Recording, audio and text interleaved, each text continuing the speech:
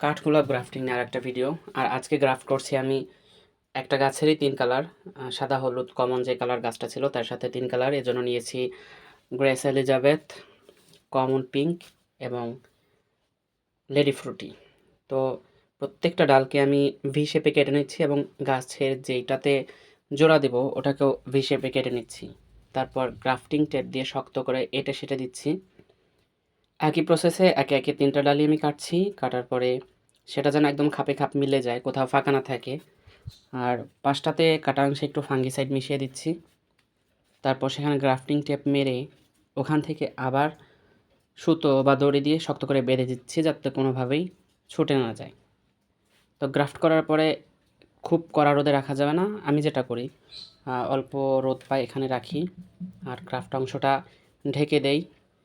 গাছে নিয়মিত পরিচর্যা করি, পানি দেই। ব্যাস এতেই দেখা যায় কিছুদিনের মধ্যে গ্রাফট টিকে যায়।